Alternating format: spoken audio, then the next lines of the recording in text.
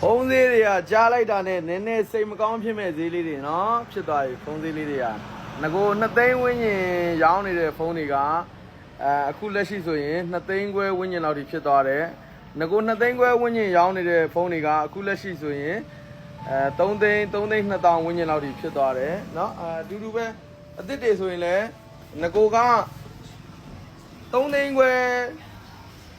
တပတ်လေရောင်းနေတဲ့ဖုန်းတွေကအခုဆိုရင်4သိန်းခွဲဝန်းကျင်လောက်ထိဖြစ်သွားတယ်အသစ်တွေဆိုရင်လည်းနော်ဆိုကြပါစို့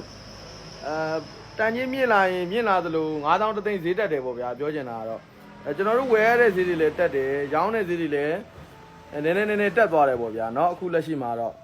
ဒီဖုန်းတွေ CEI ကိစ္စနဲ့ပတ်သက်ပြီးတော့တခြားလည်းအကြောင်းကြောင့်ဈေးတွေနည်းနည်းတက်သွားတာပေါ့နော်ငွေဈေးလေးလည်းတက်လို့ပေါ့နော်အဓိကတော့ငွေဈေးတက်လို့ပေါ့ငွေဈေးတက်တယ်ပစ္စည်းတွေဝယ်ရတဲ့ဖုန်းလေးတွေ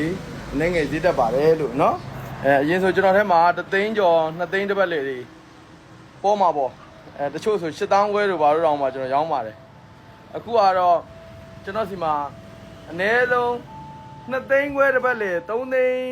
န်းခွဲတစ်ပတ်လေပဲကျွန်တော်စီမှာအနည်းဆုံးရှိပါတော့မယ်လို့နော်အရင်လို8000ခွဲတို့3သိန်းကျော်တို့3သိန်းခွဲတို့ကျွန်တော်စီမှာမရနိုင်တော့ပါဘူးလို့နော်